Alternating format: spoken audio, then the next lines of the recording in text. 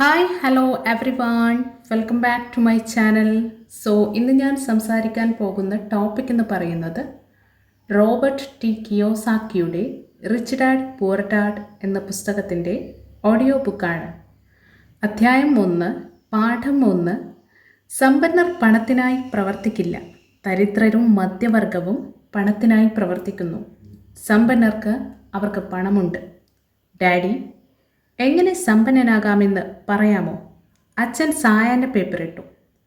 മകനെ, നീ എന്തിനാണ് ധനികനാകാൻ ആഗ്രഹിക്കുന്നത്? കാരണം ഇന്ന് ചിമ്മിയുടെ അമ്മ അവരുടെ പുതിയ കാടിലാക്കിൽ കയറി. അവർ വാരാന്ത്യത്തിൽ അവരുടെ ബീച്ച് ഹൗസിലേക്ക് പോവുകയായിരുന്നു. അവൻ തൻ്റെ 3 സുഹൃത്തുക്കളെയും ക്ഷണിച്ചു. പക്ഷേ മൈക്കിനെയും എന്നെയും ക്ഷണിച്ചിട്ടില്ല. ഞങ്ങൾ പാവപ്പെട്ട കുട്ടികളായതിനാൽ ഞങ്ങളെ ക്ഷണിച്ചിട്ടില്ലെന്ന് അവർ ഞങ്ങളോട് പറഞ്ഞു. അവർ ചെയ്തു? എൻ്റെ അച്ഛൻ അവിശ്വസനീയമാം വിധം ചോദിച്ചു. അതെ, അവർ ചെയ്തു. ഞാൻ വേദനിപ്പിച്ച സ്വരത്തിൽ മറുപടി പറഞ്ഞു. എൻ്റെ അച്ഛൻ നിശബ്ദമായി തലകുലുക്കി കണ്ണട മൂക്കിലെ പാലത്തിലേക്ക് ഉയർത്തി. പേപ്പർ വായിക്കാൻ തിരിച്ചുപോയി. ഞാൻ ഉത്തരത്തിനായി കാത്തിരുന്നു. വർഷം 1956. എനിക്ക് 9 വയസ്സായിരുന്നു. വിധിയുടെ ചില വളച്ചൊടികളിലൂടെ ധനികർ അവരുടെ കുട്ടികളെ അയച്ച അതേ പബ്ലിക് സ്കൂളിൽ ഞാൻ ചേർന്നു. ഞങ്ങൾ പ്രാഥമികമായി ഒരു പഞ്ചസാരത്തോട്ടം പട്ടണമായിരുന്നു. പ്ലാന്റേഷൻ്റെ മാനേജർമാരും മറ്റ് സമ്പന്നരായ ഡോക്ടർമാരും ബിസിനസ് ഉടമകളും ബാങ്കർമാരും അവരുടെ കുട്ടികളെ ഈ പ്രാഥമിക വിദ്യാലയത്തിലേക്ക് അയച്ചു. 6ാം ക്ലാസ്സിന് ശേഷം അവരുടെ കുട്ടികളെ പൊതുവെ സ്വകാര്യ സ്കൂളിലേക്ക് അയച്ചിരുന്നു. എൻ്റെ കുടുംബം തെരുവിൻ്റെ ഒരു വശത്ത് താമസിച്ചിരുന്നതിനാൽ ഞാൻ ഈ സ്കൂളിലേക്ക് പോയി. തെരുവിൻ്റെ മറുവശത്ത് ഞാൻ താമസിച്ചിരുന്നെങ്കിൽ എൻ്റേതുപോലുള്ള കുടുംബങ്ങളിൽ നിന്നുള്ള കുട്ടികളുമായി ഞാൻ മറ്റൊരു സ്കൂളിൽ പോകുമായിരുന്നു. 6ാം ക്ലാസ്സിന് ശേഷം ഈ കുട്ടികളും ഞാനും പബ്ലിക് ഇൻ്റർമീഡിയറ്റിലേക്കും ഹൈസ്കൂളിലേക്കും പോകും. അവർക്കോ എനിക്കോ ഒരു സ്വകാര്യ സ്കൂളുമില്ല. അച്ഛൻ ഒടുവിൽ പേപ്പർ ഇറക്കി. അദ്ദേഹം ചിന്തിക്കുന്നുണ്ടെന്ന് എനിക്ക് പറയാൻ കഴിയും. ശരി മകനെ, അദ്ദേഹം പതുക്കെ തുടങ്ങി. നിങ്ങൾക്ക് സമ്പന്നനാകണമെങ്കിൽ പണം സമ്പാദിക്കാൻ പഠിക്കണം. ഞാൻ എങ്ങനെ പണം സമ്പാദിക്കും? ഞാൻ ചോദിച്ചു. ശരി മകനെ, നിങ്ങളുടെ തല ഉപയോഗിക്കുക, അദ്ദേഹം പുഞ്ചിരിച്ചുകൊണ്ട് പറഞ്ഞു. അപ്പോഴും ഞാൻ മനസ്സിലാക്കി, ഞാൻ നിങ്ങളോട് പറയാൻ പോകുന്നത് അത്രയേ ഉള്ളൂ, അല്ലെങ്കിൽ എനിക്ക് ഉത്തരം അറിയില്ല. അതിനാൽ എന്നെ ലജ്ജിപ്പിക്കരുത്. ഒരു പങ്കാളിത്തം രൂപീകരിച്ചു. പിറ്റേന്ന് രാവിലെ എൻ്റെ അച്ഛൻ പറഞ്ഞ കാര്യങ്ങൾ ഞാൻ എൻ്റെ ഉറ്റ സുഹൃത്തായ മൈക്കിനോട് പറഞ്ഞു. എനിക്ക് പറയാൻ കഴിയുന്നത്ര മികച്ചത് മൈക്കും ഞാനും മാത്രമാണ് ഈ സ്കൂളിലെ പാവപ്പെട്ട കുട്ടികൾ. വിധിയുടെ വളച്ചൊടിച്ച് മൈക്കും ഈ സ്കൂളിലുണ്ടായിരുന്നു. സ്കൂൾ ഡിസ്ട്രിക്റ്റിനായി ആരോ ഒരു ജോഗ് വരച്ചിട്ടുണ്ട്. ഞങ്ങൾ സ്കൂളിൽ സമ്പന്നരായ കുട്ടികളുമായി മുറിവേറ്റിട്ടുണ്ട്. ഞങ്ങൾ ശരിക്കും ദരിദ്രരല്ല, പക്ഷേ മറ്റെല്ലാ ആൺകുട്ടികൾക്കും പുതിയ ബേസ്ബോൾ കയ്യുറകൾ, പുതിയ സൈക്കിളുകൾ, പുതിയതെല്ലാം ഉള്ളതിനാൽ ഞങ്ങൾക്ക് അങ്ങനെ തോന്നി. അമ്മയും അച്ഛനും ഭക്ഷണം, പാർപ്പിടം, വസ്ത്രം തുടങ്ങി അടിസ്ഥാന കാര്യങ്ങൾ ഞങ്ങൾക്ക് നൽകി. പക്ഷേ അതിനെക്കുറിച്ചായിരുന്നു അത്. എൻ്റെ അച്ഛൻ പറയാറുണ്ടായിരുന്നു, നിങ്ങൾക്ക് എന്തെങ്കിലും വേണമെങ്കിൽ അതിനായി പ്രവർത്തിക്കുക. ഞങ്ങൾക്ക് കാര്യങ്ങൾ ആവശ്യമായിരുന്നു, പക്ഷേ 9 വയസ്സുള്ള ആൺകുട്ടികൾക്ക് കൂടുതൽ ജോലി ലഭ്യമല്ല. അപ്പോൾ പണം സമ്പാദിക്കാൻ ഞങ്ങൾ എന്തു ചെയ്യും? മൈക്ക് ചോദിച്ചു. എനിക്കറിയില്ല, ഞാൻ പറഞ്ഞു. എന്നാൽ നിങ്ങൾ എൻ്റെ പങ്കാളിയാകാൻ ആഗ്രഹിക്കുന്നുണ്ടോ? അദ്ദേഹം സമ്മതിച്ചു. അങ്ങനെ ആ ശനിയാഴ്ച രാവിലെ മൈക്കിൻ്റെ ആദ്യത്തെ ബിസിനസ് പങ്കാളിയായി. പണം എങ്ങനെ സമ്പാദിക്കും എന്നതിനെക്കുറിച്ചുള്ള ആശയങ്ങളുമായി ഞങ്ങൾ രാവിലെ മുഴുവൻ ചെലവഴിച്ചു. ഇടയ്ക്കിടെ ഞങ്ങൾ ജിമ്മിയുടെ ബീച്ച് ഹൗസിലെ എല്ലാ രസകരമായ ആളുകളെയും കുറിച്ച് സംസാരിച്ചു. ഇതല്പം വേദനിപ്പിച്ചു, പക്ഷേ ആ ഉപദ്രവം നല്ലതാണ്. കാരണം പണം സമ്പാദിക്കാനുള്ള ഒരു മാർഗത്തെക്കുറിച്ച് ചിന്തിക്കാൻ ഇത് ഞങ്ങളെ പ്രേരിപ്പിച്ചു. ഒടുവിൽ അന്ന് ഉച്ചതിരിഞ്ഞ് ഒരു ഇടിമിന്നൽ വീണു. താൻ വായിച്ച ഒരു സയൻസ് പുസ്തകത്തിൽ നിന്ന് മൈക്കിന് ലഭിച്ച ഒരു ആശയമായിരുന്നു അത്. ആവേശത്തോടെ ഞങ്ങൾ കൈകുലുക്കി. പങ്കാളിത്തത്തിന് ഇപ്പോൾ ഒരു ബിസിനസ്സുണ്ട്. അടുത്ത ആഴ്ചകളായി ഞാനും മൈക്കും ഞങ്ങളുടെ അയൽപ്രദേശത്തിന് ചുറ്റും ഓടി. വാതിലിൽ മുട്ടി. അയൽക്കാരോട് അവരുടെ ടൂത്ത് പേസ്റ്റ് ട്യൂബുകൾ ഞങ്ങൾക്ക് വേണ്ടി സംരക്ഷിക്കുമോ എന്ന് ചോദിച്ചു. അമ്പരപ്പിക്കുന്ന രൂപത്തിൽ മിക്ക മുതിർന്നവരും പുഞ്ചിരിയോടെ സമ്മതിച്ചു. ഞങ്ങൾ എന്താണ് ചെയ്യുന്നതെന്ന് ചിലർ ഞങ്ങളോട് ചോദിച്ചു. അതിന് ഞങ്ങൾ മറുപടി നൽകി. ഞങ്ങൾക്ക് നിങ്ങളോട് പറയാൻ കഴിയില്ല. ഇതൊരു ബിസിനസ് രഹസ്യമാണ്. ആഴ്ചകൾ കഴിയുന്തോറും എൻ്റെ അമ്മ വിഷമിച്ചു. ഞങ്ങളുടെ അസംസ്കൃത വസ്തുക്കൾ ശേഖരിക്കുന്നതിനുള്ള സ്ഥലമായി ഞങ്ങൾ അമ്മയുടെ വാഷിംഗ് മെഷീൻ അടുത്തായി ഒരു സൈറ്റ് തിരഞ്ഞെടുത്തു. ഒരു കാലത്ത് ക്യാറ്റ്സപ്പ് കുപ്പികൾ കൈവശം വെച്ചിരുന്ന തവിട്ടു നിറത്തിലുള്ള കടലാസോ പെട്ടിയിൽ ഉപയോഗിച്ച ടൂത്ത് പേസ്റ്റ് ട്യൂബുകളുടെ ചെറിയ കൂമ്പാരം വളരാൻ തുടങ്ങി. അവസാനം എൻ്റെ അമ്മയുടെ കാൽ താഴ്ത്തി. അമ്മയുടെ അയൽവാസികളുടെ കുഴപ്പവും തകർന്നതും ഉപയോഗിച്ചതുമായ ടൂത്ത് പേസ്റ്റ് ട്യൂബുകളുടെ കാഴ്ച അമ്മയ്ക്ക് ലഭിച്ചു. നിങ്ങൾ ആൺകുട്ടികൾ എന്താണ് ചെയ്യുന്നത്? അമ്മ ചോദിച്ചു. ഇതൊരു ബിസിനസ് രഹസ്യമാണെന്ന് ഞാൻ വീണ്ടും കേൾക്കാൻ ആഗ്രഹിക്കുന്നില്ല. ഈ കുഴപ്പത്തിൽ എന്തെങ്കിലും ചെയ്യുക, അല്ലെങ്കിൽ ഞാൻ എറിയാൻ പോകുന്നു. അത് തീർന്നു. മൈക്കും ഞാനും അപേക്ഷിക്കുകയും യാചിക്കുകയും ചെയ്തു. ഞങ്ങൾക്ക് ഉടൻ തന്നെ മതിയാകുമെന്നും തുടർന്ന് ഞങ്ങൾ ഉൽപ്പാദനം ആരംഭിക്കുമെന്നും വിശദീകരിച്ചു. അയൽവാസികളുടെ ടൂത്ത് പേസ്റ്റ് പൂർത്തിയാക്കാൻ ഞങ്ങൾ കാത്തിരിക്കുകയാണെന്നും അതിനാൽ അവരുടെ ട്യൂബുകൾ ലഭിക്കുമെന്നും ഞങ്ങൾ അവളെ അറിയിച്ചു. അമ്മ ഞങ്ങൾക്ക് ഒരാഴ്ചത്തെ വിപുലീകരണം അനുവദിച്ചു. ഉൽപ്പാദനം ആരംഭിക്കുന്നതിനുള്ള തീയതി മുകളിലേക്ക് നീക്കി. സമ്മർദ്ദം തുടരുകയായിരുന്നു. എൻ്റെ ആദ്യ പങ്കാളിത്തം ഇതിനകം തന്നെ എൻ്റെ സ്വന്തം അമ്മയെ കുടിയൊഴിപ്പിക്കൽ അറിയിപ്പ് നൽകി ഭീഷണിപ്പെടുത്തിയിരുന്നു. അയൽവാസികളോട് അവരുടെ ടൂത്ത് പേസ്റ്റ് വേഗത്തിൽ ഉപയോഗിക്കാൻ പറയുക എന്നത് മൈക്കിൻ്റെ ജോലിയായി മാറി. എന്തായാലും കൂടുതൽ തവണ ബ്രഷ് ചെയ്യണമെന്ന് അവരുടെ ദന്തരോഗ വിദഗ്ധർ പറഞ്ഞു. ഞാൻ പ്രൊഡക്ഷൻ ലൈൻ ഒരുമിച്ച് ചേർക്കാൻ തുടങ്ങി. ഒരു ദിവസം എൻ്റെ ഡാഡിയെ കാണാൻ ഒരു സുഹൃത്ത് വന്നു. എല്ലായിടത്തും നല്ല വെളുത്ത പൊടിയുണ്ടായിരുന്നു. ഒരു നീണ്ട മേശപ്പുറത്ത് സ്കൂളിൽ നിന്നുള്ള ചെറിയ പാൽ കാർട്ടൂണുകൾ ഉണ്ടായിരുന്നു. ഞങ്ങളുടെ കുടുംബത്തിൻ്റെ ഹിബച്ചി ഗ്രിൽ പരമാവധി ചൂടിൽ ചുവന്ന ചൂടുള്ള കൽക്കരി ഉപയോഗിച്ച് തിളങ്ങുന്നു. പ്രൊഡക്ഷൻ ലൈൻ കാർപോർട്ടിനെ തടഞ്ഞതിനാൽ ഡ്രൈവേയുടെ അടിയിൽ കാർ പാർക്ക് ചെയ്യേണ്ടി വന്ന ഡാഡി ജാഗ്രതയോടെ നടന്നു.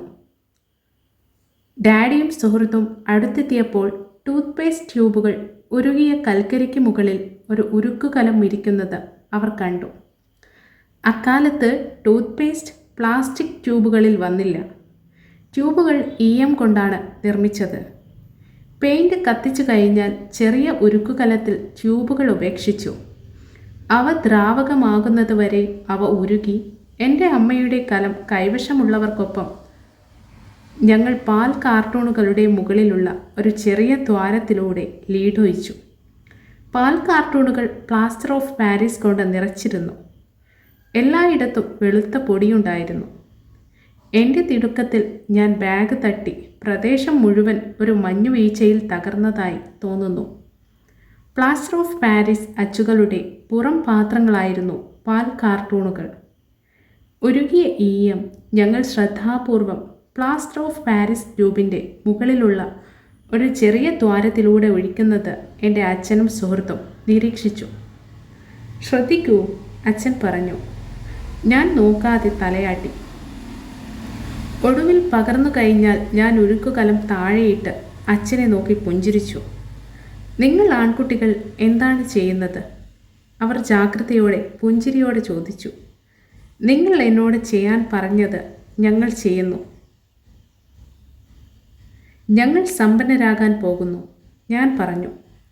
ക്ഷമിക്കണം, മൈക്ക് ചിരിച്ചുകൊണ്ട് തലയാട്ടി. ഞങ്ങൾ പങ്കാളികളാണ്. ആ പ്ലാസ്റ്റർ അച്ചുകളിൽ എന്താണുള്ളത്? എൻ്റെ അച്ഛൻ ചോദിച്ചു. കാണുക, ഞാൻ പറഞ്ഞു. ഇത് ഒരു നല്ല ബാച്ചായിരിക്കണം. ഒരു ചെറിയ ചുറ്റിക ഉപയോഗിച്ച് ക്യൂബിനെ പകുതിയായി വിഭജിച്ച മുദ്രയിൽ ഞാൻ ടാപ്പ് ചെയ്തു. ജാഗ്രതയോടെ ഞാൻ വലിച്ചു. പ്ലാസ്റ്റർ പൂപ്പലിൻ്റെ മുകൾ ഭാഗത്ത് ഒരു ലീഡ് നിക്കൽ വീണു. ഓ എൻ്റെ ദൈവമേ, എൻ്റെ അച്ഛൻ പറഞ്ഞു. നിങ്ങൾ നിക്കലുകൾ ലീഡിൽ നിന്ന് പുറന്തള്ളുന്നു. അത് ശരിയാണ്, മൈക്ക് പറഞ്ഞു, നിങ്ങൾ ഞങ്ങളോട് ചെയ്യാൻ പറഞ്ഞതുപോലെ ഞങ്ങൾ ചെയ്യുന്നു. ഞങ്ങൾ പണം സമ്പാദിക്കുന്നു. എൻ്റെ അച്ഛൻ്റെ സുഹൃത്ത് തിരിഞ്ഞു നിന്ന് ചിരിച്ചു. അച്ഛൻ ചിരിച്ചുകൊണ്ട് തലയാട്ടി. ഒരു തീയും ചെലവഴിച്ച ടൂത്ത് പേസ്റ്റ് ട്യൂബുകളും സഹിതം ചെവിയിൽ നിന്ന് ചെവിയിലേക്ക് പുഞ്ചിരിക്കുന്ന വെളുത്ത പൊടി കൊണ്ട് പൊതിഞ്ഞ 2 കൊച്ചുകുട്ടികളും അവൻ്റെ മുന്നിലുണ്ടായിരുന്നു. എല്ലാം താഴെയിട്ട് അവനോടൊപ്പം ഞങ്ങളുടെ വീടിൻ്റെ മുൻപടിയിൽ ഇരിക്കാൻ അദ്ദേഹം ആവശ്യപ്പെട്ടു. വ്യാജം എന്ന വാക്കിൻ്റെ അർത്ഥമെന്താണെന്ന് അദ്ദേഹം പുഞ്ചിരിയോടെ വിശദീകരിച്ചു. ഞങ്ങളുടെ സ്വപ്നങ്ങൾ തകർന്നു. ഇത് നിയമവിരുദ്ധമാണെന്ന് നിങ്ങൾ അർത്ഥമാക്കുന്നുണ്ടോ? വിറയ്ക്കുന്ന ശബ്ദത്തിൽ മൈക്ക് ചോദിച്ചു. അവർ പോകട്ടെ, എൻ്റെ അച്ഛൻ്റെ സുഹൃത്ത് പറഞ്ഞു. അവർ സ്വാഭാവിക കഴിവുകൾ വളർത്തിയെടുക്കുന്നുണ്ടാകാം. എൻ്റെ അച്ഛൻ അവനെ നോക്കി. അതെ, ഇത് നിയമവിരുദ്ധമാണ്, അച്ഛൻ സൗമ്യമായി പറഞ്ഞു. എന്നാൽ ആൺകുട്ടികളെ, നിങ്ങൾ മികച്ച സർഗാത്മകതയും യഥാർത്ഥ ചിന്തയും പ്രകടിപ്പിച്ചു പോയിക്കൊണ്ടേയിരിക്കുന്നു. ഞാൻ നിങ്ങളെക്കുറിച്ച് ശരിക്കും അഭിമാനിക്കുന്നു. നിരാശരായ ഞങ്ങൾ, മൈക്കും ഞാനും 20 മിനിറ്റ് മൗനമായിരുന്നു. ഉദ്ഘാടന ദിവസം ബിസിനസ് അവസാനിച്ചു. പൊടി തുടച്ചുകൊണ്ട് ഞാൻ മൈക്കിനെ നോക്കി പറഞ്ഞു, ചിമ്മിയും കൂട്ടുകാരും ശരിയാണെന്ന് ഞാൻ ഊഹിക്കുന്നു. ഞങ്ങൾ ദരിദ്രരാണ്. ഞാൻ പറഞ്ഞതുപോലെ അച്ഛൻ പോകുകയായിരുന്നു. ആൺകുട്ടികൾ, അദ്ദേഹം പറഞ്ഞു, നിങ്ങൾ ഉപേക്ഷിച്ചാൽ മാത്രമേ നിങ്ങൾ ദരിദ്രൻ. നിങ്ങൾ എന്തെങ്കിലും ചെയ്തോ എന്നതാണ് ഏറ്റവും പ്രധാനപ്പെട്ട കാര്യം. മിക്ക ആളുകളും സംസാരിക്കുകയും സമ്പന്നരാകാൻ ആഗ്രഹിക്കുകയും ചെയ്യുന്നു. നിങ്ങൾ എന്തെങ്കിലും ചെയ്തു. നിങ്ങൾ 2 പേരെക്കുറിച്ചും ഞാൻ വളരെ അഭിമാനിക്കുന്നു. ഞാൻ വീണ്ടും പറയും, തുടരുക, ഉപേക്ഷിക്കരുത്. മൈക്കും ഞാനും അവിടെ നിശബ്ദനായി നിന്നു. അവ നല്ല വാക്കുകളായിരുന്നു, പക്ഷേ എന്തു ചെയ്യണമെന്ന് ഞങ്ങൾക്കിപ്പോഴും അറിയില്ല. അപ്പോൾ നിങ്ങൾ എങ്ങനെ ധനികനല്ല അച്ഛാ? ഞാൻ ചോദിച്ചു. കാരണം ഞാൻ ഒരു സ്കൂൾ അധ്യാപകനാകാൻ തിരഞ്ഞെടുത്തു. സ്കൂൾ അധ്യാപകർ ശരിക്കും സമ്പന്നരാകുന്നതിനെക്കുറിച്ച് ചിന്തിക്കുന്നില്ല. ഞങ്ങൾ പഠിപ്പിക്കാൻ ഇഷ്ടപ്പെടുന്നു. ഞാൻ നിങ്ങളെ സഹായിക്കണമെന്ന് ഞാൻ ആഗ്രഹിക്കുന്നു. പക്ഷേ പണം സമ്പാദിക്കുന്നത് എങ്ങനെയെന്ന് എനിക്കറിയില്ല. മൈക്കും ഞാനും തിരിഞ്ഞ് ഞങ്ങളുടെ വൃത്തിയാക്കൽ തുടർന്നു. എനിക്കറിയാം, അച്ഛൻ പറഞ്ഞു. നിങ്ങൾ ആൺകുട്ടികൾ എങ്ങനെ സമ്പന്നരാകണമെന്ന് പഠിക്കാൻ ആഗ്രഹിക്കുന്നുവെങ്കിൽ എന്നോട് ചോദിക്കരുത്. നിങ്ങൾ മൈക്കിൻ്റെ അച്ഛനോട് സംസാരിക്കുക. എൻ്റെ ഡാഡി സൂക്ഷ്മമായ മുഖത്തോടെ മൈക്കിനോട് ചോദിച്ചു. അതെ, നിങ്ങളുടെ അച്ഛൻ. എൻ്റെ അച്ഛൻ ഒരു പുഞ്ചിരിയോടെ ആവർത്തിച്ചു. നിങ്ങളുടെ അച്ഛനും എനിക്കും ഒരേ ബാങ്കറുണ്ട്. അവൻ നിങ്ങളുടെ പിതാവിനെക്കുറിച്ച് ആക്രോശിക്കുന്നു. പണം സമ്പാദിക്കുമ്പോൾ നിങ്ങളുടെ പിതാവ് ബുദ്ധിമാനാണെന്ന് അദ്ദേഹം എന്നോട് പല തവണ പറഞ്ഞിട്ടുണ്ട്. എൻ്റെ ഡാഡി? മൈക്ക് വീണ്ടും അവിശ്വാസത്തോടെ ചോദിച്ചു. പിന്നെ എങ്ങനെയാണ് ഞങ്ങൾക്ക് നല്ല കാറും സ്കൂളിലെ സമ്പന്നരായ കുട്ടികളെപ്പോലെ നല്ല വീടുമില്ല? ഒരു നല്ല കാറും നല്ല വീടും നിങ്ങൾ സമ്പന്നനാണെന്നോ പണം സമ്പാദിക്കാൻ അറിയാമെന്നോ അർത്ഥമാക്കുന്നില്ല. എൻ്റെ അച്ഛൻ മറുപടി നൽകി. ജിമ്മിയുടെ അച്ഛൻ പഞ്ചസാര തോട്ടത്തിൽ ജോലി ചെയ്യുന്നു. അവൻ എന്നിൽ നിന്ന് വളരെ വ്യത്യസ്തനല്ല. അദ്ദേഹം ഒരു കമ്പനിയിൽ ജോലി ചെയ്യുന്നു. ഞാൻ സർക്കാരിനു വേണ്ടി പ്രവർത്തിക്കുന്നു.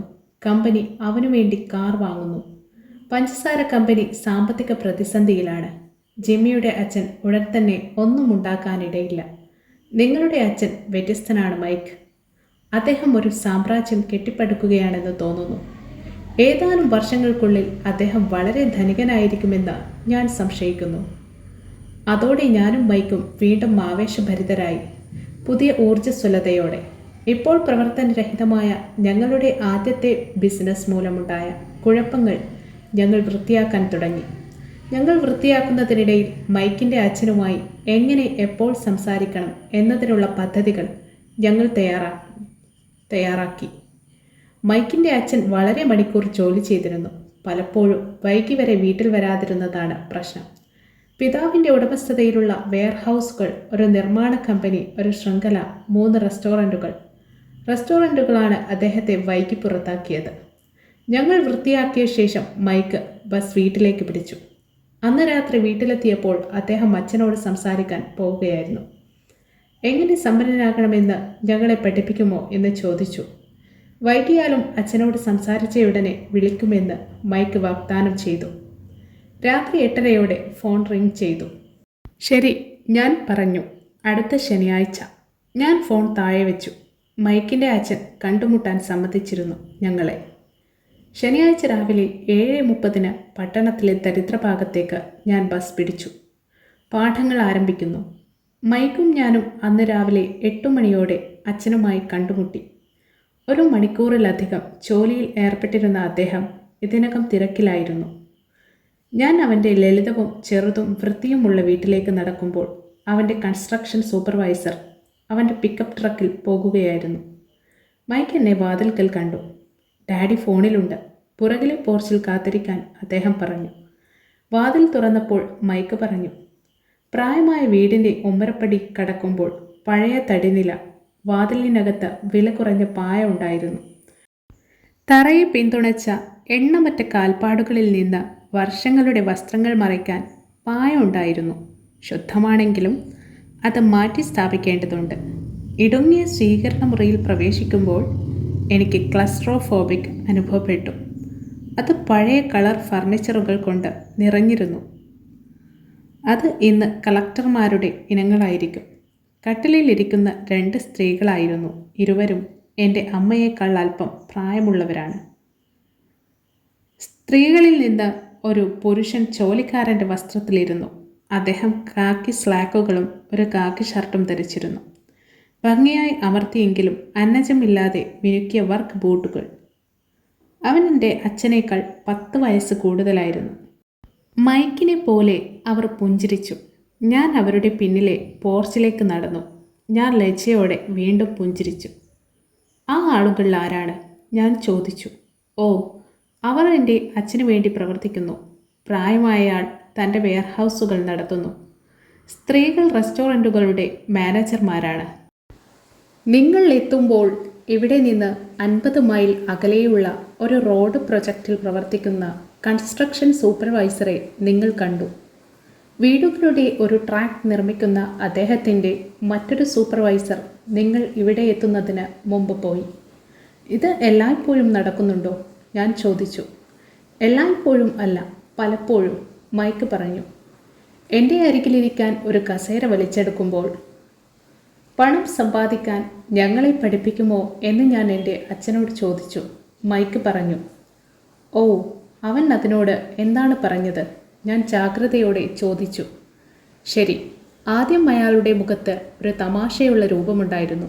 തുടർന്ന് അദ്ദേഹം ഞങ്ങൾക്കൊരു ഓഫർ നൽകുമെന്ന് പറഞ്ഞു. ഓ, ഞാൻ പറഞ്ഞു. എൻ്റെ കസേര മതിലിനു നേരെ തിരിച്ചു. കസേരയുടെ 2 പിൻകാലുകളിൽ ഞാൻ ഇരുന്നു. മൈക്കും അതുതന്നെ ചെയ്തു. ഓഫർ എന്താണെന്ന് അറിയാമോ? ഞാൻ ചോദിച്ചു. ഇല്ല, പക്ഷേ ഞങ്ങൾ ഉടൻ കണ്ടെത്തും. പെട്ടെന്ന് മൈക്കിൻ്റെ അച്ഛൻ പരുക്കൻ സ്ക്രീൻ വാതിലിലൂടെയും പൂമുഖത്തേക്ക് വന്നു. മൈക്കും ഞാനും കാലിലേക്ക് ചാടി. ബഹുമാനത്തിൽ നിന്നല്ല, ഞങ്ങൾ ഞെട്ടിപ്പോയത് കൊണ്ടാണ്. തയ്യാറാണോ ആൺകുട്ടികൾ? ഞങ്ങളോടൊപ്പം ഇരിക്കാൻ ഒരു കസേര വലിച്ചെടുക്കുമ്പോൾ അദ്ദേഹം ചോദിച്ചു. അവൻ്റെ മുമ്പിൽ ഇരിക്കാൻ ഞങ്ങൾ കസേരകൾ ചുമരിൽ നിന്ന് വലിച്ചെടുക്കുമ്പോൾ ഞങ്ങൾ തലയാട്ടി. 6 അടി ഉയരവും 200 പൗണ്ടുമുള്ള ഒരു വലിയ മനുഷ്യനായിരുന്നു അദ്ദേഹം. എൻ്റെ അച്ഛന് ഉയരം, ഒരേ ഭാരം, മൈക്കിൻ്റെ അച്ഛനേക്കാൾ 5 വയസ്സ് കൂടുതൽ, ഒരേ വംശീയ മേക്കപ്പ് അല്ലെങ്കിലും അവർ ഒരുപോലെ കാണപ്പെടുന്നു. ഒരുപക്ഷേ അവരുടെ ഊർജം സമാനമായിരുന്നു. പണം സമ്പാദിക്കാൻ നിങ്ങൾ ആഗ്രഹിക്കുന്നുവെന്ന് മൈക്ക് പറയുന്നു. റോബർട്ട്, ശരിയാണോ? ഞാൻ വേഗം തലയാട്ടി, പക്ഷേ അല്പം വിറയലോടെ. അവൻ്റെ വാക്കുകളുടെയും പുഞ്ചിരിയുടെയും പിന്നിൽ അദ്ദേഹത്തിന് ധാരാളം ശക്തിയുണ്ടായിരുന്നു. ശരി, ഇതാ എൻ്റെ ഓഫർ. ഞാൻ നിങ്ങളെ പഠിപ്പിക്കും, പക്ഷേ ഞാൻ അത് ക്ലാസ് റൂം രീതിയിൽ ചെയ്യില്ല. നിങ്ങൾ എനിക്ക് വേണ്ടി പ്രവർത്തിക്കുക. ഞാൻ നിങ്ങളെ പഠിപ്പിക്കും. നിങ്ങൾ എനിക്ക് വേണ്ടി പ്രവർത്തിക്കില്ല. ഞാൻ നിങ്ങളെ പഠിപ്പിക്കില്ല. നിങ്ങൾ ജോലി ചെയ്യുന്നുവെങ്കിൽ എനിക്ക് നിങ്ങളെ വേഗത്തിൽ പഠിപ്പിക്കാൻ കഴിയും. നിങ്ങൾ സ്കൂളിൽ ചെയ്യുന്നത് പോലെ ഇരിക്കാനും കേൾക്കാനും നിങ്ങൾ ആഗ്രഹിക്കുന്നുവെങ്കിൽ ഞാൻ എൻ്റെ സമയം പാഴാക്കുന്നു. അതാണ് എൻ്റെ ഓഫർ. എടുക്കുക അല്ലെങ്കിൽ ഉപേക്ഷിക്കുക. ഓ, ഞാൻ ആദ്യം ഒരു ചോദ്യം ചോദിക്കട്ടെ? ഞാൻ ചോദിച്ചു. ഇല്ല, അതെടുക്കുക അല്ലെങ്കിൽ ഉപേക്ഷിക്കുക. എൻ്റെ സമയം പാഴാക്കുന്നതിന് എനിക്ക് വളരെയധികം ജോലി ചെയ്യാനുണ്ട്. നിങ്ങൾക്ക് മനസ്സ് നിർണായകമായി ഉൾക്കൊള്ളാൻ കഴിയുന്നില്ലെങ്കിൽ നിങ്ങൾ ഒരിക്കലും പണം സമ്പാദിക്കാൻ പഠിക്കില്ല. അവസരങ്ങൾ വന്നു പോകുന്നു. എപ്പോൾ പെട്ടെന്നുള്ള തീരുമാനങ്ങൾ എടുക്കണമെന്ന് അറിയുക എന്നത് ഒരു പ്രധാന കഴിവാണ്. നിങ്ങൾ ആവശ്യപ്പെട്ട അവസരമുണ്ട്. സ്കൂൾ ആരംഭിച്ചു, അല്ലെങ്കിൽ 10 സെക്കൻഡിനുള്ളിൽ അത് അവസാനിച്ചു. മൈക്കിൻ്റെ അച്ഛൻ കളിയാക്കുന്ന പുഞ്ചിരിയോട് പറഞ്ഞു. എടുക്കുക, ഞാൻ പറഞ്ഞു. എടുക്കുക, മൈക്ക് പറഞ്ഞു. കൊള്ളാം, മൈക്കിൻ്റെ അച്ഛൻ പറഞ്ഞു. ശ്രീമതി മാർട്ടിൻ 10 മിനിറ്റിനുള്ളിൽ വരും. ഞാൻ അവളുമായി കടന്നുപോയതിനു ശേഷം നിങ്ങൾ അവളോടൊപ്പം എൻ്റെ സൂപ്പർനൈറ്റിലേക്കും പോകും. നിങ്ങൾക്ക് ജോലി ആരംഭിക്കാൻ കഴിയും. ഞാൻ നിങ്ങൾക്ക് ഒരു മണിക്കൂറിന് 10 സെൻറ്റ് നൽകും. എല്ലാ ശനിയാഴ്ചയും നിങ്ങൾ 3 മണിക്കൂർ പ്രവർത്തിക്കും. പക്ഷേ എനിക്ക് ഇന്ന് ഒരു സോഫ്റ്റ് ബോൾ ഗെയിമുണ്ട്, ഞാൻ പറഞ്ഞു. മൈക്കിൻ്റെ അച്ഛൻ ശബ്ദം കർശനമായ സ്വരത്തിലേക്ക് താഴ്ത്തി. അതെടുക്കുക അല്ലെങ്കിൽ ഉപേക്ഷിക്കുക, അദ്ദേഹം പറഞ്ഞു. ഞാനത് എടുക്കും, ഞാൻ മറുപടി പറഞ്ഞു. കളിക്കുന്നതിനു പകരം ജോലി ചെയ്യാനും പഠിക്കാനും തിരഞ്ഞെടുത്തു.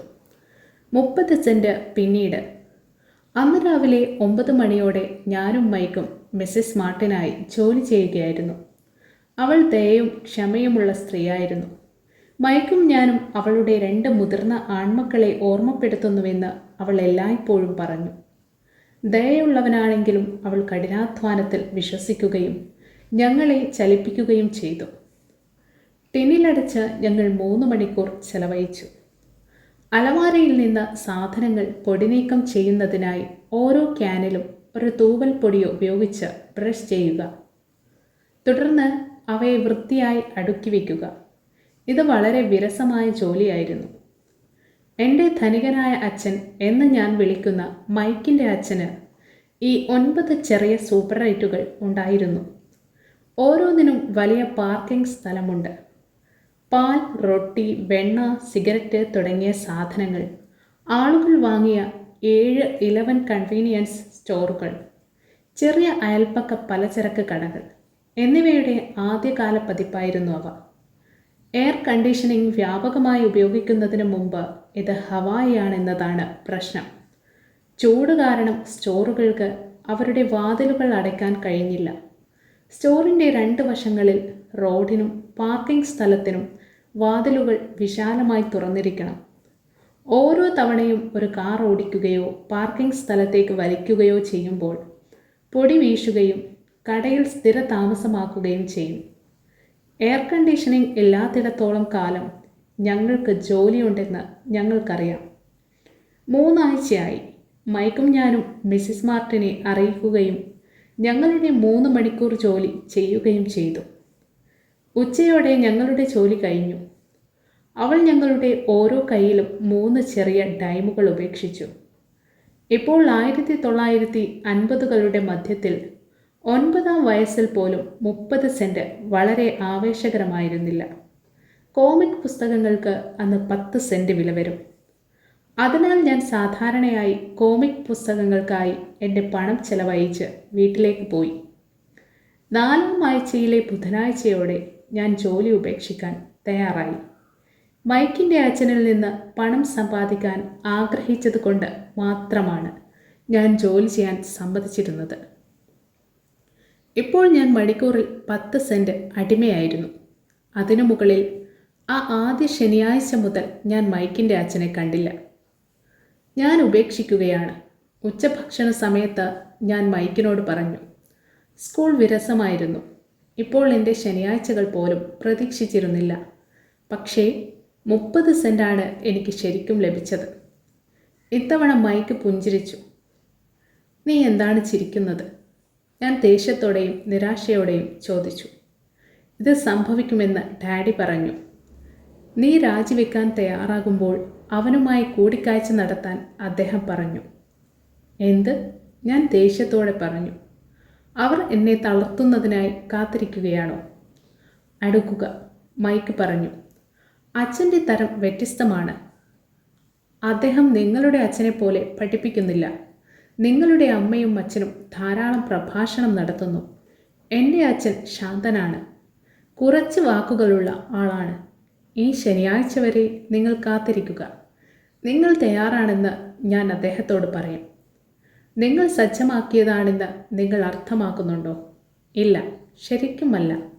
പക്ഷേ ചിലപ്പോൾ ഡാഡി ശനിയാഴ്ച വിശദീകരിക്കും.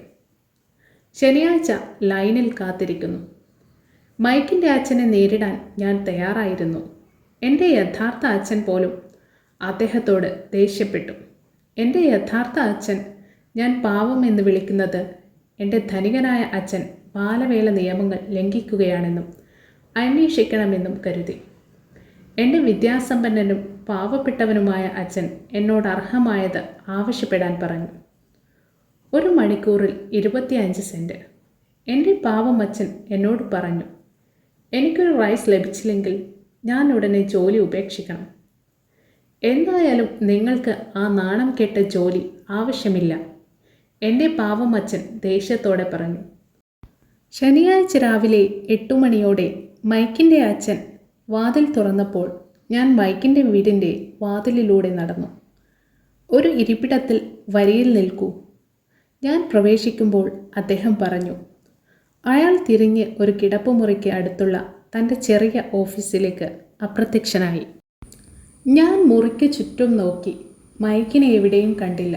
അസ്വസ്ഥത തോന്നിയ ഞാൻ 4 ആഴ്ച മുമ്പ് അവിടെ ഉണ്ടായിരുന്ന അതേ 2 സ്ത്രീകളുടെ അരികിൽ ഞാൻ ജാഗ്രതയോടെയിരുന്നു. അവർ ചിരിച്ചുകൊണ്ട് എനിക്ക് കിടക്കയിറക്കി. 45 മിനിറ്റ് കടന്നുപോയി. ഞാൻ ആവിയിൽ. 2 സ്ത്രീകളും അദ്ദേഹവുമായി കൂടിക്കാഴ്ച നടത്തി. 30 മിനിറ്റ് മുമ്പ് പോയി. ഒരു മുതിർന്ന മാന്യൻ 20 മിനിറ്റ് അവിടെ ഉണ്ടായിരുന്നു. വീട് ശൂന്യമായിരുന്നു. ഇവിടെ ഞാൻ മനോഹരമായ ഒരു സണ്ണി ഹവായിയൻ ദിനത്തിൽ ഇരുണ്ട സ്വീകരണ മുറിയിൽ ഇരുന്നു. കുട്ടികളെ ചൂഷണം ചെയ്യുന്ന ഒരു വില കുറഞ്ഞ സ്കേറ്റുമായി സംസാരിക്കാൻ ഞാൻ കാത്തിരുന്നു. അയാൾ ഓഫീസിനു ചുറ്റും തുരുമ്പെടുക്കുന്നതും ഫോണിൽ സംസാരിക്കുന്നതും എന്നെ അവഗണിക്കുന്നതും എനിക്ക് കേൾക്കാമായിരുന്നു. ഞാൻ പുറത്തേക്ക് നടക്കാൻ തയ്യാറായിരുന്നു. പക്ഷേ ചില കാരണങ്ങളാൽ ഞാൻ താമസിച്ചു. ഒടുവിൽ 15 മിനിറ്റിനു ശേഷം കൃത്യം 9 മണിയോടെ ധനികനായ അച്ഛൻ ഓഫീസിൽ നിന്ന് പുറത്തിറങ്ങി. ഒന്നും പറയാതെ എനിക്ക് പ്രവേശിക്കാൻ കൈകൊണ്ട് സൂചന നൽകി. നിങ്ങൾക്ക് ഒരു വർധനവ് വേണമെന്ന് ഞാൻ ആഗ്രഹിക്കുന്നു, അല്ലെങ്കിൽ നിങ്ങൾ രാജിവെക്കാൻ പോവുകയാണ്, ധനികനായ ഡാഡി പറഞ്ഞു. ഓഫീസ് കസേര. ശരി, നിങ്ങൾ വിലപേശലിൻ്റെ അവസാനം സൂക്ഷിക്കുന്നില്ല. ഞാൻ കണ്ണുനീരൊഴുക്കി. പ്രായപൂർത്തിയായ ഒരാളെ നേരിടുന്നത് എന്നെ ശരിക്കും ഭയപ്പെടുത്തി. ഞാൻ നിങ്ങൾക്കായി പ്രവർത്തിച്ചാൽ നിങ്ങൾ എന്നെ പഠിപ്പിക്കുമെന്ന് നിങ്ങൾ പറഞ്ഞു. ശരി, ഞാൻ നിങ്ങൾക്കായി പ്രവർത്തിച്ചിട്ടുണ്ട്. ഞാൻ കഠിനാധ്വാനം ചെയ്തു.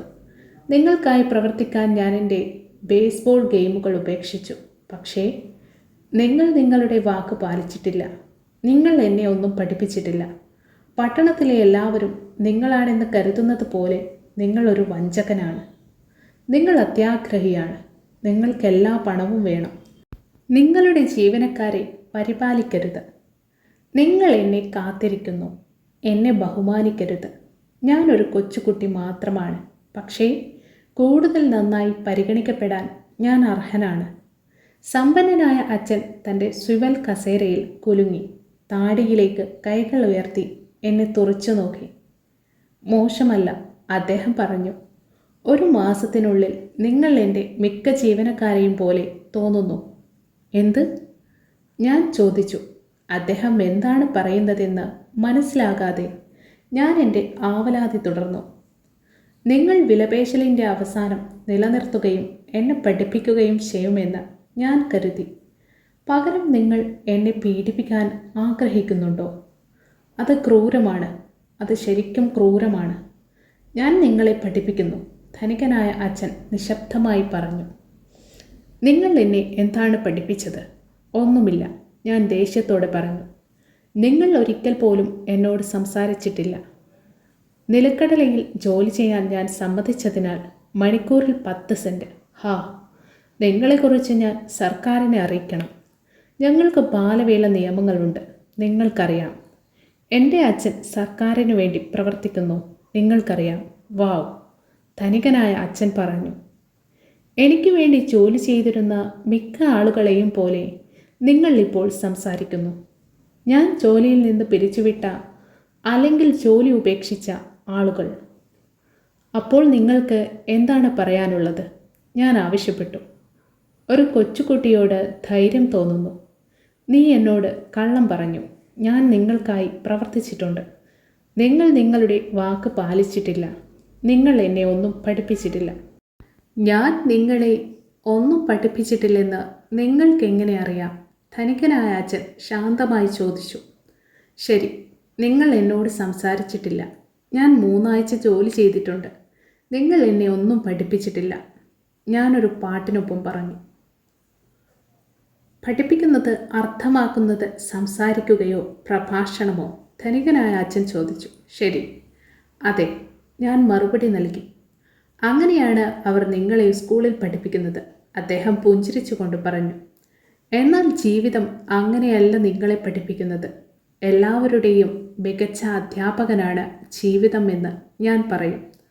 മിക്കപ്പോഴും ജീവിതം നിങ്ങളോട് സംസാരിക്കുന്നില്ല. ഇതൊരു തരം നിങ്ങളെ ചുറ്റിപ്പറ്റിയാണ്.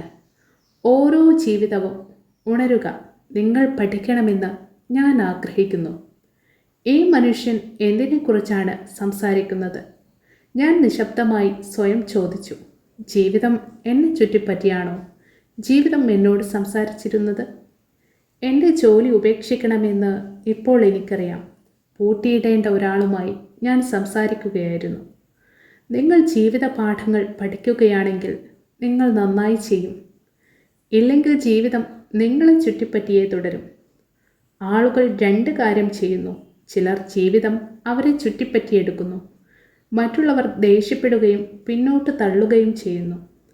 എന്നാൽ അവർ തങ്ങളുടെ ബോസിനോ ജോലിക്കോ ഭർത്താവിനോ ഭാര്യയ്ക്കോ എതിരായി പിന്നോട്ട് നീങ്ങുന്നു. ഇത് തള്ളിവിടുന്ന ജീവിതമാണെന്ന് അവർക്കറിയില്ല. അവൻ എന്താണ് സംസാരിക്കുന്നതെന്ന് എനിക്കറിയില്ലായിരുന്നു. ജീവിതം നമ്മയെല്ലാം ചുറ്റിപ്പറ്റിയാണ്. ചിലർ ഉപേക്ഷിക്കുകയും മറ്റുള്ളവർ വഴക്കിടുകയും ചെയ്യുന്നു. കുറച്ചുപേർ പാഠം പഠിച്ച് മുന്നോട്ടു പോകുന്നു. ജീവിതത്തെ തങ്ങളെ തള്ളിവിടുന്നതിനെ അവർ സ്വാഗതം ചെയ്യുന്നു. ഈ കുറച്ച് ആളുകൾക്ക് അതിനർത്ഥം അവർക്ക് എന്തെങ്കിലും ആവശ്യമുണ്ടെന്നും എന്തെങ്കിലും പഠിക്കാൻ ആഗ്രഹിക്കുന്നുവെന്നുമാണ്. അവർ പഠിക്കുകയും മുന്നോട്ടു പോകുകയും ചെയ്യുന്നു. മിക്കവരും ഉപേക്ഷിക്കുന്നു. നിങ്ങളെപ്പോലുള്ള കുറച്ചുപേർ യുദ്ധം ചെയ്യുന്നു. റിച്ച് ഡാഡി നിന്നിട്ട് അറ്റകുറ്റപ്പണി ആവശ്യമുള്ള പഴയ തടി വിൻഡോ അടച്ചു. നിങ്ങൾ ഈ പാഠം പഠിക്കുകയാണെങ്കിൽ നിങ്ങൾ ബുദ്ധിമാനും സമ്പന്നനും സന്തുഷ്ടനും ആയ ഒരു ചെറുപ്പക്കാരനായി വളരും. നിങ്ങൾ അങ്ങനെ ചെയ്യുന്നില്ലെങ്കിൽ ഒരു ജോലി, കുറഞ്ഞ വേതനം അല്ലെങ്കിൽ നിങ്ങളുടെ പ്രശ്നങ്ങൾക്ക് നിങ്ങളുടെ ബോസ് എന്നിവരെ കുറ്റപ്പെടുത്തിക്കൊണ്ട് നിങ്ങളുടെ ജീവിതം ചെലവഴിക്കും. നിങ്ങളുടെ എല്ലാ പണപ്രശ്നങ്ങളും പരിഹരിക്കുന്ന വലിയ ഇടവേള പ്രതീക്ഷിച്ച് നിങ്ങൾ എല്ലായ്പ്പോഴും ജീവിതം നയിക്കും. ഞാൻ ഇപ്പോഴും ശ്രദ്ധിക്കുന്നുണ്ടോ എന്നറിയാൻ ധനികനായ അച്ഛൻ എന്നെ നോക്കി. അദ്ദേഹത്തിൻ്റെ കണ്ണുകൾ എന്നെ കണ്ടുമുട്ടി. ഞങ്ങൾ പരസ്പരം ഉറ്റുനോക്കി. ഞങ്ങളുടെ കണ്ണുകളിലൂടെ ആശയവിനിമയം നടത്തി. അവസാനമായി ഞാൻ അയാളുടെ ആഗിരണം ചെയ്തു കഴിഞ്ഞാൽ ഞാൻ തിരിഞ്ഞു നോക്കി. സന്ദേശം. അദ്ദേഹം പറഞ്ഞത് ശരിയാണെന്ന് എനിക്കറിയാം. ഞാൻ അദ്ദേഹത്തെ കുറ്റപ്പെടുത്തുകയായിരുന്നു. ഞാൻ പഠിക്കാൻ ആവശ്യപ്പെട്ടു. ഞാൻ യുദ്ധം ചെയ്യുകയായിരുന്നു. ധനികനായ അച്ഛൻ തുടർന്നു. അല്ലെങ്കിൽ നിങ്ങൾ ധൈര്യമില്ലാത്ത ആളാണെങ്കിൽ ജീവിതം നിങ്ങളെ തള്ളിവിടുന്ന ഓരോ തവണയും നിങ്ങൾ ഉപേക്ഷിക്കുക. നിങ്ങൾ അത്തരത്തിലുള്ള ആളാണെങ്കിൽ നിങ്ങളുടെ ജീവിതകാലം മുഴുവൻ അത് സുരക്ഷിതമായി കളിക്കുകയും ശരിയായ കാര്യങ്ങൾ ചെയ്യുകയും ഒരിക്കലും സംഭവിക്കാത്ത ചില സംഭവങ്ങൾക്കായി സ്വയം സംരക്ഷിക്കുകയും ചെയ്യും. അപ്പോൾ നിങ്ങൾ വിരസനായ ഒരു വൃദ്ധനെ മരിക്കുന്നു. നിങ്ങളെ ശരിക്കും ഇഷ്ടപ്പെടുന്ന ധാരാളം സുഹൃത്തുക്കൾ നിങ്ങൾക്കുണ്ടാകും. കാരണം നിങ്ങൾ വളരെ കഠിനാധ്വാനിയായ ഒരാളായിരുന്നു.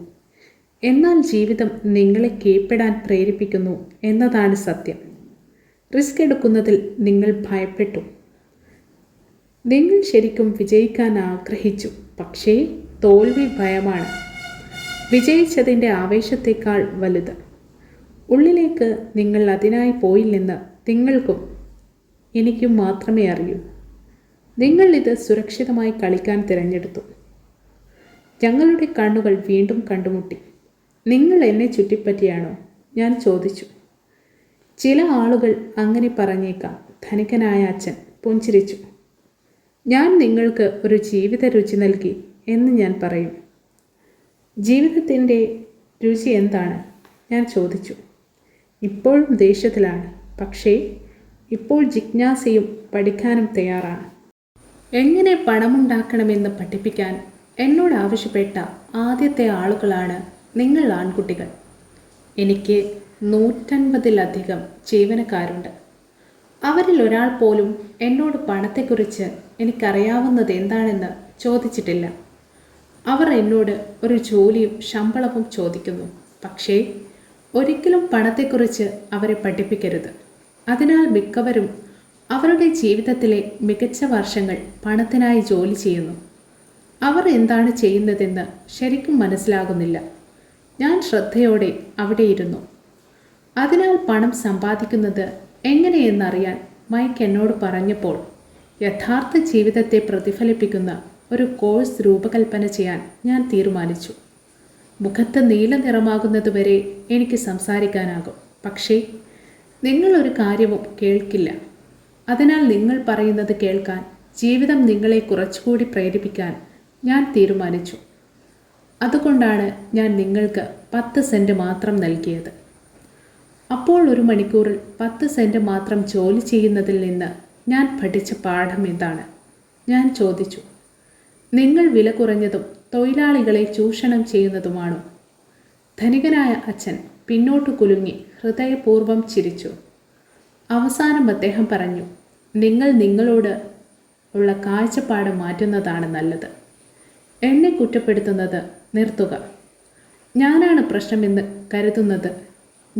പ്രശ്നമെന്ന് നിങ്ങൾ കരുതുന്നുവെങ്കിൽ നിങ്ങൾ എന്നെ മാറ്റണം.